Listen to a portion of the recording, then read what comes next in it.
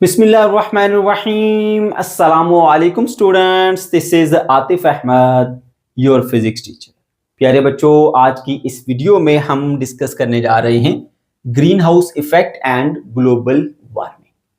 आज का हमारा टॉपिक एग्जाम के पॉइंट ऑफ व्यू से बहुत ही ज्यादा इंपॉर्टेंट है। ये topic as a long question भी आपको एग्जाम में दिया जा सकता है। इसके अलावा यहाँ से शॉर्ट क्वेश्चंस, कंसेप्चुअल क्वेश्चंस और एमसीक्यूज भी आपको एग्जाम में दिए जा सकते हैं। तो आपने इस टॉपिक को बहुत ही अच्छे तरीके से अंडरस्टैंड करना है। मैं आपको बिल्कुल आसान और सिंपल तरीके से समझाऊंगा, एक एक चीज की लॉजिक, रीजन बताऊंगा ताकि आपके माइंड में कोई भी कंफ्यूजन बाकी ना रहे। ठीक है बच्चों, तो चलिए स्टार्ट करते हैं। और आज के हमारे इस लेक्चर के ना दो पार्ट हैं। जो पहला पार्ट है उसमें हम बात करेंगे ग्रीन हाउस इफेक्ट के बारे में, और जो दूसरा पार्ट है ना बेटा, वहां पे बात करेंगे हम ग्लोबल वार्मिंग के बारे में। तो पहले बात कर लेते हैं इसके first part, that is green house effect. अब ग्रीन हाउस इफेक्ट से भी पहले ये जान लीजिए बेटा, ये ग्रीन हाउस क्या है। बहुत आसान है। देखो, ग्रीन हाउस ना आपके पास एक शीशे का बना हुआ घर होता है, या पॉलीथीन नहीं होता, प्लास्टिक, उसका बना हुआ एक घर होता है। उसके अंदर हमने बहुत सारे प्लांट्स रखे होते हैं। ठीक है। अच्छा, अब होता क्या है, सन से जो हीट आ रही है in the form of radiations, वो उस ग्लास में से पास करके घर में दाखिल हो जाती है, या उस पॉलीथीन में से पास करने के बाद उस घर में दाखिल हो जाती है। फिर वो जमीन पे टकराती हैं, टकराने के बाद रिफ्लेक्ट बैक करती हैं, या फिर जमीन से वो दोबारा से इमिट होती हैं रेडिएशंस। ठीक है। और वो बाहर जाने की कोशिश करती है, लेकिन टकराने के बाद, ये रिफ्लेक्ट होने के बाद जब वो बाहर जाने की कोशिश करती हैं, तो अब उनके पास इतनी एनर्जी नहीं होती कि वो ग्लास को क्रॉस करके बाहर जा सके। जब वो आ रही थी उनके पास एनर्जी ज्यादा थी, वो उस ग्लास को पास करके घर में दाखिल हो गई, लेकिन जब वापस जाना चाहा तो अब उनके पास इतनी एनर्जी नहीं है कि वो वापस जा सके। तो बेटा वो अंदर ही ट्रैप हो जाती है रेडिएशंस। ठीक है, वो हीट रेडिएशंस होती हैं। इस तरह से इस घर के अंदर ना थोड़ा सा टेम्परेचर हाई हो जाता है, और अंदर हमने बहुत सारे प्लांट्स रखे होते हैं इस घर में। ठीक है, तो इस तरह से वो जो हमारे प्लांट्स हैं वो बहुत अच्छे तरीके से ग्रो करते हैं। समझ गए हो, ये है ग्रीन हाउस। अब यहाँ पे मेन आइडिया देखो जरा, ये ग्रीन हाउस करता क्या है, ये हीट को ट्रैप करता है, हीट को कैद करता है अपने घर के अंदर, उसको आने देता है, हीट को अपने घर में आने देता है, लेकिन उसको वापस जाने नहीं देता, उसको अंदर ट्रैप कर लेता है। ठीक है, ये है ग्रीन हाउस। और यही वाला इफेक्ट हमने जो है वो अभी स्टडी करना है। इसी तरह का काम हमने स्टडी करना है अर्थ की सरफेस के ऊपर। ठीक है, तो ये बातें आपने अपने माइंड में रखनी है कि ग्रीन हाउस असल में होता क्या है और वो करता क्या है। सिंपली हीट को ट्रैप करता है, हीट को कैद करता है। अब ये ग्रीन हाउस इफेक्ट क्या है, जरा इसके ऊपर आ जाइए मेरे बच्चों। ग्रीन हाउस इफेक्ट एक ऐसा नेचुरल प्रोसेस है जिसके जरिए हम अर्थ की सरफेस के ऊपर जो टेम्परेचर है ना, ठीक है, उसको मेंटेन रखते हैं। आप ये कह लीजिए कि अर्थ के जो इर्द गिर्द है ना, हम थोड़ा सा हीट को ट्रैप कर लेते हैं ताकि टेम्परेचर बना रहे, बहुत ज्यादा जो है वो टेम्परेचर नीचे ना जाए। ठीक है, नेगेटिव में ना चला जाए, बहुत ज्यादा मतलब ठंड ना हो जाए, क्योंकि फिर लाइफ के लिए वहां पे एग्जिस्ट करना पॉसिबल नहीं रहता। ठीक है, तो ये एक ऐसा प्रोसेस है जिसके जरिए हम जमीन के इर्द गिर्द हीट को ट्रैप कर लेते हैं। ठीक है बेटा, और ट्रैप हम करते कैसे हैं, इसके लिए हम ग्रीन हाउस गैसेस का इस्तेमाल करते हैं। जैसे ग्रीन हाउस के अंदर एक ग्लास का इस्तेमाल होता है ना, ये पॉलीथीन शीट का इस्तेमाल होता है, इसी तरह मेरे बच्चों यहाँ पर ना गैसेस होती हैं कुछ, जिसमें कार्बन डाइऑक्साइड है, जिसमें मेथेन गैस होती है, जिसमें नाइट्रोजन ऑक्साइड गैस होती है, इसके अलावा और भी गैसेस है, ओजोन गैस भी होती है, O3 कहते हैं उसको। ठीक है, तो ये सब गैसेस जो हैं वो एक लेयर बनाती हैं अर्थ के इर्द गिर्द, जिसको हम अर्थ का एटमॉस्फेयर भी कहते हैं। एटमॉस्फेयर बेसिकली पता है क्या है, हवा का ना एक गुलाफ है पूरी चारों तरफ से, जिसने अर्थ को घेरा हुआ है, उसी के अंदर ये गैसेस पाई जाती हैं। ठीक है, अच्छा, तो ये जो गैसेस है ना बेटा, ये उसी तरह एक्ट कर रही हैं जिस तरह से एक ग्रीन हाउस के अंदर एक ग्लास एक्ट कर रहा था, या पॉलीथीन की शीट एक्ट कर रही थी। ठीक है बेटा, तो करती क्या है, ये सन से आने वाली जो हीट रेडिएशन है उनको आने तो देती है, जब वो जमीन पे टकराती हैं और रिफ्लेक्ट बैक करके जाना चाहती हैं, फिर उनको जाने नहीं देता, उनको ट्रैप कर लेता है और वहां पर अर्थ के ऊपर जो इन्वायरमेंट है उसको थोड़ा सा गर्म रखता है। ठीक है, अब मैं आपको साथ साथ यहाँ पढ़ के एक्सप्लेन करता हूँ। ठीक है, तो मेरे बच्चों नोट्स बनाओ और वहां पे सबसे पहला पॉइंट लिखो जी, green house effect is a natural warming process of earth surface. जमीन के उस सरफेस को गर्म करने का एक कुदरती तरीका है, जैसा मैंने आपको बताया। ठीक है, it occurs due to green house gases in the atmosphere. Atmosphere मैंने बताया बेटा कि इस जमीन के इर्द गिर्द हवा का पूरा एक गुलाफ होता है जिसको हम कहते हैं एटमॉस्फेयर। ठीक है बेटा, तो ये जो एटमॉस्फेयर है ना, ये बेसिकली हवा का एक पूरा गुलाफ होता है, समझ गए? राइट। तो उसके अंदर ना कुछ गैसेस पाई जाती हैं जिनको हम कहते हैं ग्रीन हाउस गैसेस। ठीक है, उनकी वजह से ही हम अपनी अर्थ की सरफेस को हीट अप रख पाते हैं। ठीक है, अब वो ग्रीन हाउस गैसेस कौन कौन सी है मैंने वो भी मेंशन किए हैं। उसमें कार्बन डाइऑक्साइड है, उसमें नाइट्रोजन ऑक्साइड है, उसमें वाटर के वेपर्स हैं। ठीक है ना, आबी बुखारात जिसे कहते हैं।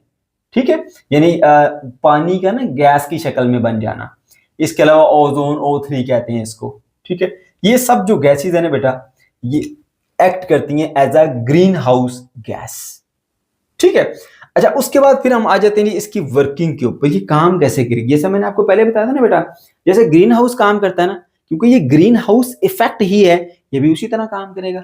ग्रीन हाउस क्या करता था, रोशनी को या लाइट को या जो वेव्स हैं, रेडिएशन हैं सन से आने वाली, उनको आने तो देता है लेकिन टकरा के वापस जाने नहीं देता।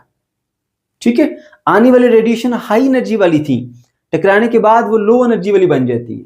ये यूं समझो जैसे कि देखो, आपने एक बैरियर क्रॉस करके कहीं जाना दूसरी तरफ, अभी आप फुल एनर्जेटिक हैं, बैरियर क्रॉस करना आसान नहीं है, आप में बड़ी एनर्जी है, आप उसके ऊपर चढ़ के उसको क्रॉस करके उधर चले जाते हैं। लेकिन जब आप वहां चले जाते हैं, जाहिर सी बात है आप चल रहे हैं आगे, आहिस्ता आहिस्ता आपकी एनर्जी जो है वो इस्तेमाल होती जा रही है। अब आपके पास एनर्जी कम है, अब आप वापस आना चाहते हैं, उस बैरियर को क्रॉस करके वापस आना चाहते हैं, लेकिन अब आप आ नहीं सकते। क्यों? कि आपकी एनर्जी अब उतनी नहीं है कि आप इस बैरियर को क्रॉस करके इधर आ सके। समझ गए?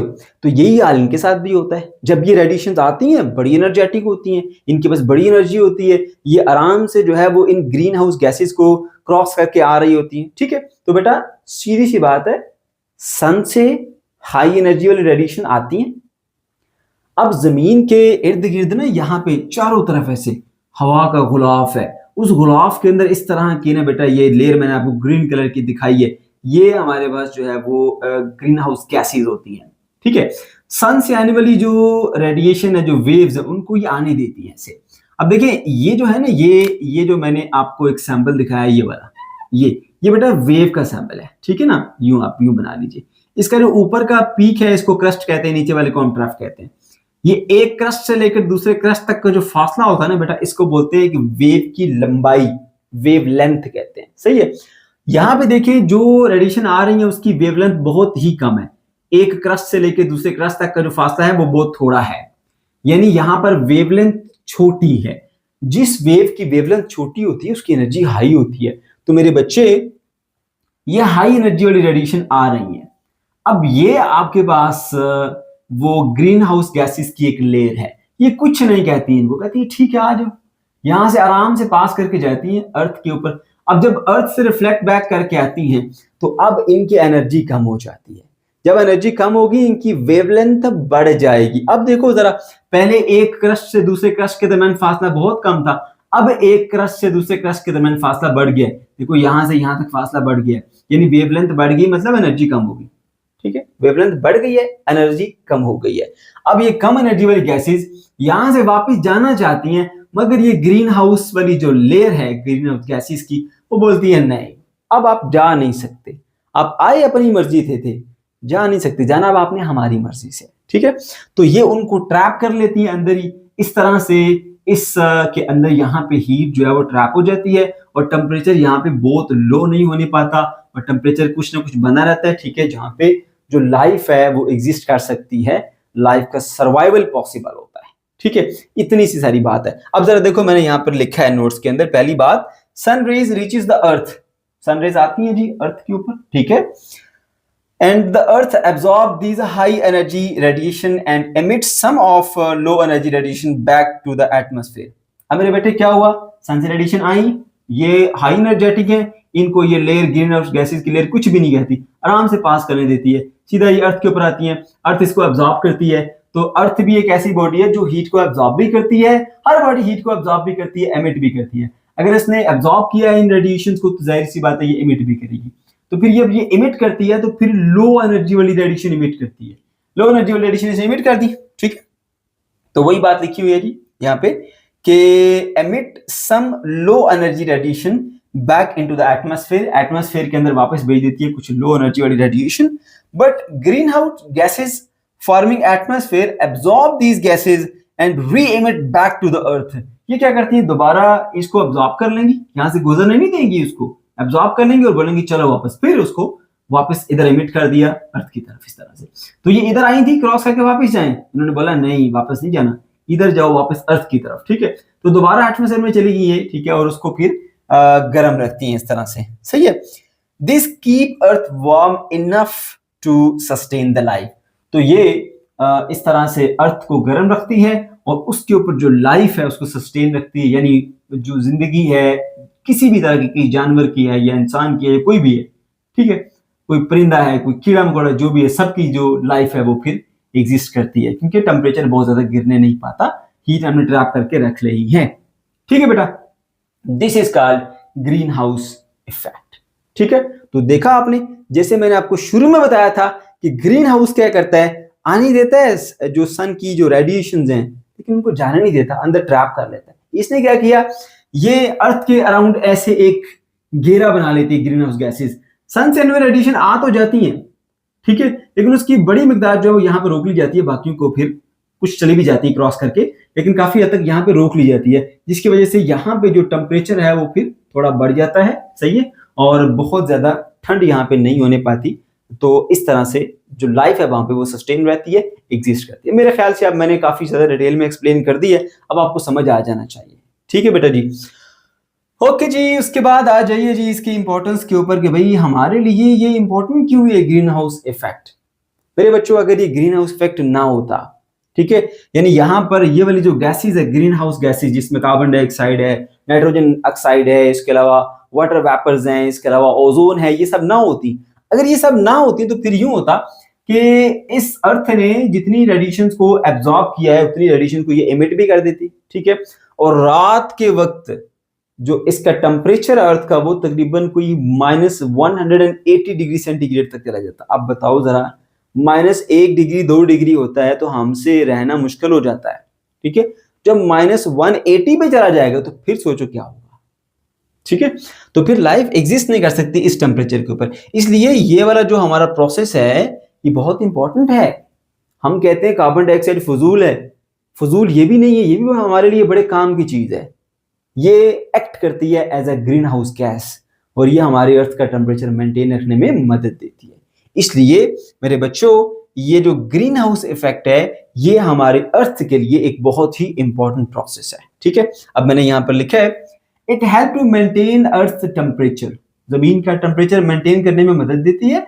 Without atmosphere earth will emit all the absorb radiation and its temperature will drop to -180 at night, in which life will not exist, जिस पे लाइफ फिर एग्जिस्ट नहीं कर सकती।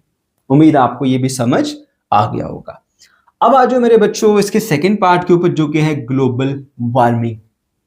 अब वार्म का मतलब क्या होता है, गर्म, ग्लोबल वार्मिंग मतलब अब पूरी दुनिया की बात हो रही है, ठीक है, यानी पूरी जमीन होगी हमारी।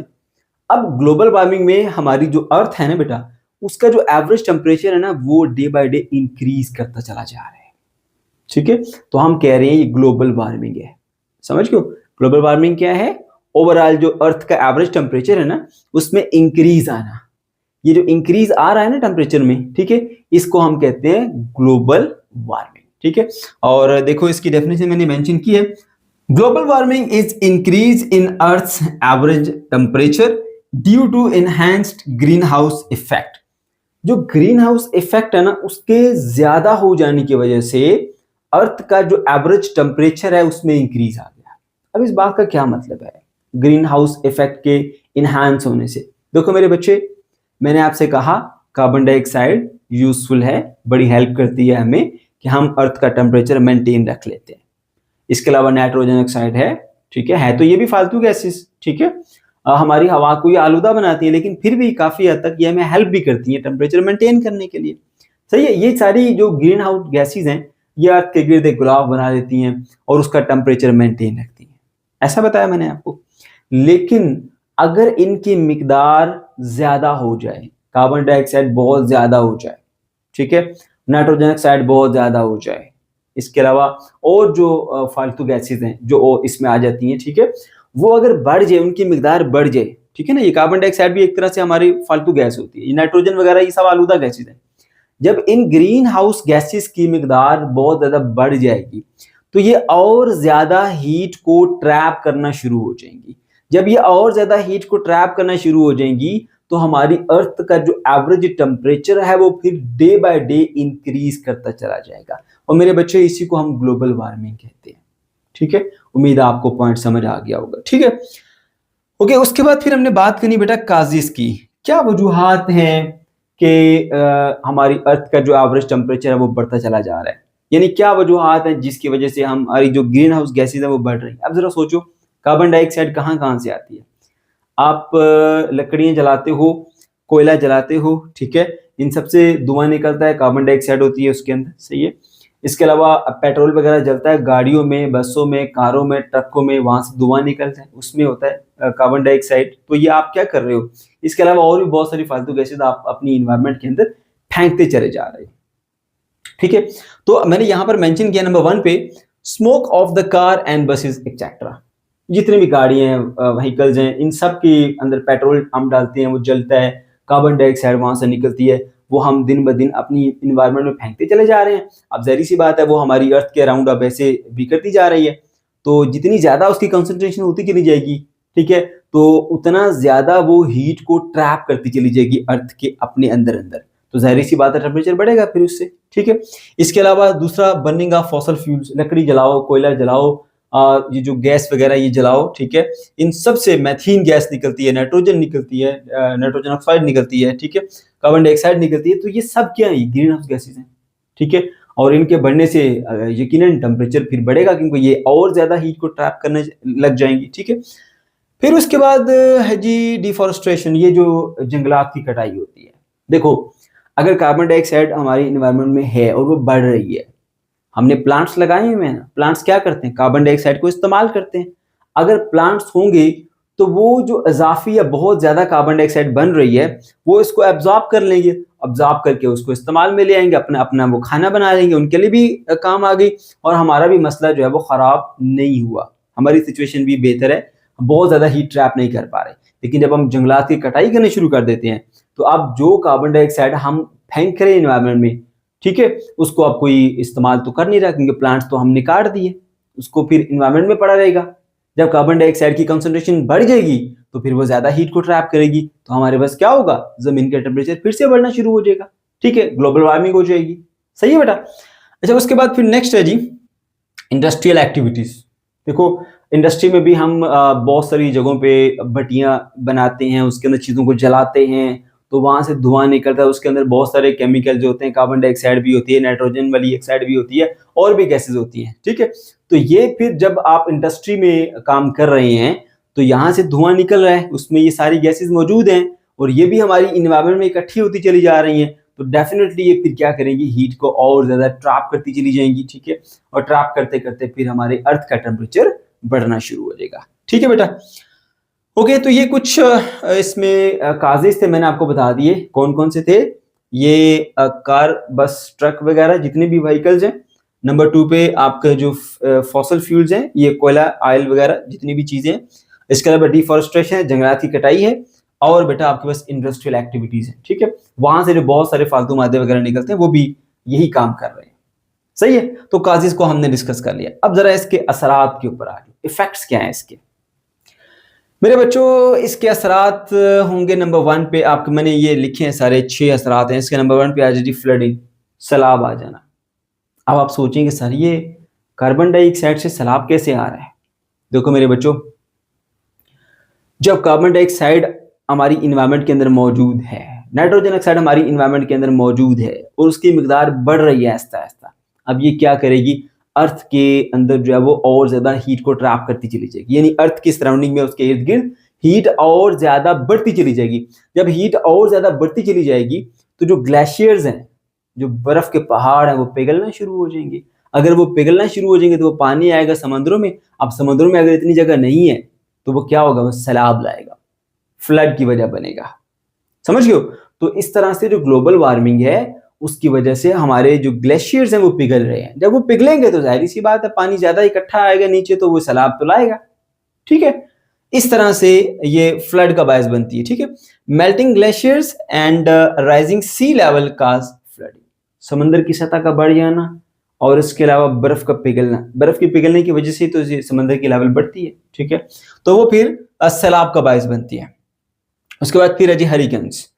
ये मेरे बच्चों क्या होती है, इसके बारे में हम प्रीवियस लेक्चर्स के अंदर बड़ी डिटेल से बात करके आए। होता क्या है इसके अंदर, समंदर की सरफेस के ऊपर अगर 25 डिग्री सेंटीग्रेड से ज्यादा का टेम्परेचर हो, ठीक है, तो पानी जो है वो उसका बहुत ज्यादा एवोपरेट होता चला जा रहा होता है। ठीक है, और वहां पे प्रेशर लो हो जाता है, साइड एरिया से बड़ी तेजी से आवाज चलती है, ठीक है, उसकी जानिब, और उस प्रेशर को इक्वलाइज करने की कोशिश करती है, तो वहां पर एक समुद्री तूफान आता है। ये तो मेरे बच्चों ये जो हरिकेन है ना, ये बेसिकली समुद्री तूफान है। ठीक है, तो ये भी बेसिकली इस ग्लोबल वार्मिंग की वजह से ही हो रहे हैं, क्योंकि ग्लोबल वार्मिंग से टेम्परेचर बढ़ रहा है। टेम्परेचर बढ़ेगा तो जो वाटर की जो ग्रेटर वाटर बॉडीज हैं, समंदर हैं, दरिया हैं, तो उनकी सरफेस के ऊपर फिर ये समुद्री तूफान वगैरह आते हैं। ठीक है, और उसकी वजह ग्लोबल वार्मिंग है। ठीक है, क्योंकि जब तक 25 डिग्री सेंटीग्रेड से टेम्परेचर लो होता है तो इनके चांसेस कम होते हैं। जब 25 डिग्री सेंटीग्रेड से टेम्परेचर बढ़ता चला जाएगा, और जितना ज्यादा बढ़ता चला जाएगा उतने ज्यादा जो है वो गहरे किस्म के तूफान पाए जाते हैं फिर। ठीक है, अच्छा उसके हम लिखें कैसे, warmer ocean temperature gives more energy to the storms making hurricane stronger. ठीक है, गर्म होगा अगर समंदर, ठीक है, तो उससे फिर आपके पास बहुत बड़े बड़े समुद्री तूफान जो है वो आ सकते हैं। मैं अब यहाँ पे इसको हरिकेन को उसके डिटेल में एक्सप्लेन नहीं करूंगा, क्योंकि मेरे बच्चों इसके ऊपर मैं बड़ी डिटेल में बात कर चुका हूँ इससे प्रीवियस लेक्चर्स के अंदर। ठीक है, अगर आपने वो नहीं देखे तो उसको आप देख सकते हैं कि ये क्या होता है और ये कैसे काम करता है, मैंने बताया हुआ उसके बारे में। उसके बाद फिर आइए बेटा रेनफॉल। अब देखो रेनफॉल का इससे क्या ताल्लुक है जी, टेम्परेचर बढ़ेगा ग्लोबल वार्मिंग की वजह से, तो जो वाटर बॉडीज हैं, दरिया हैं, समंदर हैं, वहां से बहुत ज्यादा वाटर एवोपरेट होगा, ऊपर चला जाएगा। ठीक है, तो जाहिर सी बात है जब पानी एवोपरेट होगा तो ऊपर थोड़ी रहेगा, वो क्लाउड की शक्ल इख्तियार करेगा, फिर जहां से कहीं ठंडे एरिया से गुजरेगा तो बारिश बरसाएगा। ठीक है, तो रेनफॉल का जो है वो हैवी रेनफॉल का बायस बनता है। Rise in the temperature cause more evaporation. Evaporation कहते हैं मेरे बेटा लिक्विड का गैस में बदल जाना। पानी है ना, पानी लिक्विड है, तो वो फिर गैस में बदलता है, तो उसको हम बोलते हैं एवेपोरेशन। ठीक हो गया, rise in temperature cause more evaporation causing more moisture in the air and resulting in stronger rainfall. ज्यादा पानी नीचे से गैस बन के ऊपर उड़ेगा, तो ज्यादा जो है वो ऊपर पानी जब इकट्ठा होता रहेगा, क्लाउड्स बनाएगा, क्लाउड्स ठंडे होंगे तो ज्यादा हैवी रेन जो है वो उसका बाइस बनेगा। ठीक है, उसके बाद फिर है जी हमारे पास ड्रॉट्स, ये जो कहते हैं मेरे बच्चे खुश्क साली। अब जब आपके किसी इलाके में टेम्परेचर बहुत ज्यादा होता है, जमीन बड़ी खुश्क हो जाती है, जो प्लांट्स हैं उनके अंदर भी पानी की शदीद कमी हो जाती है, वो फिर अच्छे से बढ़ नहीं सकते। ठीक है, जमीन भी खुश्क साली का जो है वो शिकार हो जाती है। तो इस तरह के मसले आपके पास आते हैं जब आप बहुत ज्यादा जमीन का टेम्परेचर बढ़ा देते हो ग्लोबल वार्मिंग की वजह से। ठीक है, तो मैंने यहाँ पे लिखा है due to greater evaporation water in the soil and the plant decrease cause land to get dry and plants can not get enough water to grow healthy. जब बहुत ज्यादा टेम्परेचर बढ़ जाएगा ड्यू टू ग्लोबल वार्मिंग, तो उस case में फिर मेरे बच्चों ये होगा कि आपके पास जो सॉइल है, जमीन है, वो बिल्कुल खुश्क हो जाएगी। ठीक है, और जो प्लांट्स हैं उनको इनफ वाटर नहीं मिल पाएगा और वो अच्छे से ग्रो नहीं कर पाएंगे, इसको खुश्क साली कहते हैं। अच्छा, उसके बाद फिर है जी वाइल्ड फायर। ठीक है, ये जो जंगलों में आग लग जाती है। ठीक है, देखो मेरे बच्चे, अगर कहीं पे टेम्परेचर बहुत ज्यादा बढ़ गया है, अब टेम्परेचर बढ़ने से क्या होगा, वहां पे पानी की कमी हो जाएगी, दरख्त भी सूख जाएंगे, झाड़ियां होंगी वो भी खुश्क हो जाएंगी, बिल्कुल ड्राई हुई पड़ी हैं। अब ऐसी इन्वायरमेंट में कहीं पे गलती से कोई ह्यूमन एक्टिविटी की वजह से या कहीं पे लाइटनिंग है, कोई बिजली गिरती है उसकी वजह से अगर आग एक बार लग गई तो आपको पता होना चाहिए कि अगर खुश्क दरख्त हो, खुश्क पत्ते हों, खुश्क तने हों, उनके सूखे हुए तने हों, ठीक है, या झाड़ियां हो खुश्क वाली, उनको आप एक बार आग लगाओ, वो ऐसे फैलेगी पूरे इलाके को वो घेरे में ले लेगी। ठीक है, तो वो बड़े पैमाने के ऊपर आग जो है वो फैल सकती है। और उसकी भी एक बड़ी वजह ये ग्लोबल वार्मिंग है। क्यों? ग्लोबल वार्मिंग थी तो इतना ड्राई इन्वायरमेंट हुआ। अगर ग्लोबल वार्मिंग ना होती तो इन्वायरमेंट इतना ड्राई ना होता और ना ही ये जो सब कुछ दरख्त थे और झाड़ियां थी वो एज अ फ्यूल एक्ट करती और इतनी ज्यादा आग या इतनी ज्यादा तबाही मचाती। ठीक है बेटा, तो देखिए, due to high temperature trees and bushes become dry, increasing amount of fuel available for the fire. तो इस तरह से आग जलाने के लिए जो फ्यूल है वो आप खुद तैयार करके रखी जा रही है। अब किसी भी ह्यूमन एक्टिविटी की वजह से या किसी भी लाइटनिंग प्रोसेस की वजह से आग अगर लग गई तो वो फिर फैलेगी पूरे जंगल के अंदर। ठीक है बेटा, फिर लास्ट पे आ जाओ जी, ये है हमारे पास विंटर स्टॉर्म। ठीक है, it is a weather event that involve snowfall, ये जो बर्फबारी होती है, ठीक है, and freezing rain or strong cold wind. अब इसके अंदर बहुत ज्यादा तेज हवा चलना, जिसे आंधी कहते हैं, सर्दी के मौसम के अंदर आपने अक्सर देखा होगा। ठीक है, बर्फबारी शदीद किस्म की होना, ठीक है, ये स्नोफॉलिंग जो होती है, ये चीजें सारी शामिल होती हैं। ये भी एक तरह का तूफान ही होता है। ठीक है बेटा, और ये क्यों आता है? Global warming changes the air patterns which can lead to a winter storm. अब देखो बेटा, अब एक एरिया में कहीं पे टेम्परेचर बहुत हाई है, एक एरिया में कहीं पे टेम्परेचर है लो। अब वहां पे हवा ऊपर उठेगी गर्म होके, ये हवा फिर उसकी जगह लेने के लिए जाएगी, तेजी से बढ़ेगी। जब ये तेजी से यूं बढ़ेगी उसकी तरफ तो ये तूफान का बाइस बन सकती है। ठीक है, तो इस तरह की जो है वो आपके पास एयर फ्लो जब होंगे तो जाहिर सी बात है वो एक तूफान की ही तरह की आपको लगेगा। ठीक है, इसके अलावा यहाँ पे बेटा हैवी रेनफॉल होती है, स्नोफॉल होती है। ठीक है, और साथ में बहुत तेज हवाएं वगैरह चलती हैं। ये भी एक किस्म का सर्दियों में आने वाला तूफान ही है। ठीक है बेटा, तो ये कुछ मैंने आपको बता दिए बेटा जी, इसके इफेक्ट्स के। जब आप ग्लोबल वार्मिंग करते हैं तो उसके बदले में फिर क्या क्या चीज़ों का आपको सामना करना पड़ सकता है, उसमें मैंने आपको बताया सैलाब आ सकता है, ये समुद्री तूफान आ सकते हैं, इसके अलावा बहुत ज़्यादा बारिश हो सकती है, खुश्क साली का सामना हो सकता है, जंगलात में आग लग सकती है, ये जो सर्दी में आने वाले तूफान है ये भी आपके पास आ सकते हैं। तो ये सारे मसाइल होंगे इसकी वजह से, ग्लोबल वार्मिंग की वजह से। अब एक क्वेश्चन ये भी आपसे पूछा जाता है कि भाई हम अब किस तरह से ग्लोबल वार्मिंग को कंट्रोल कर सकते हैं। तो देखो, आप पहले काजेस को देखो कि इसकी वजह क्या बन रही है, उन वजह को कंट्रोल करो तो ग्लोबल वार्मिंग कंट्रोल हो जाएगी। देखो, सबसे बड़ी वजह आपके पास जो है कि ग्रीन हाउस गैसेस का ज्यादा होना। वो कैसे ज्यादा हो रही है?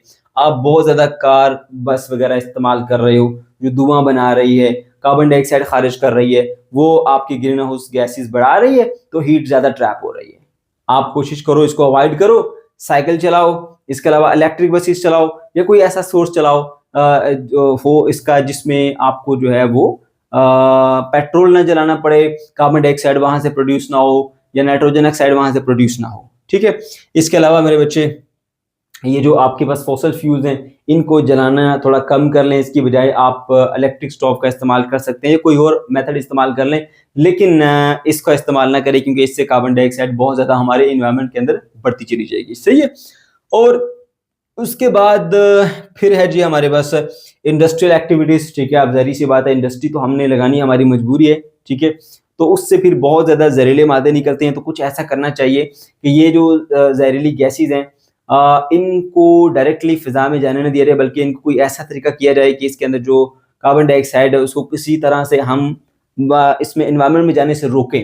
ठीक है, कोई उसका हल निकाल सकते हैं हम। ठीक है, कोई ऐसा मतलब कि रेवोल्यूशन लेके आ सकते हैं कि हम इंडस्ट्री भी अपनी लगाए रखें और जो एक्स्ट्रा या फालतू गैसेज हैं वो इन्वायरमेंट में फेंकने की बजाय उनको किसी और केमिकल में चेंज करने के बाद आप रख दें या उसको बाहर खारिज कर दें, ताकि वो as a green house effect काम कर सके और हीट को ट्रैप ना कर सके।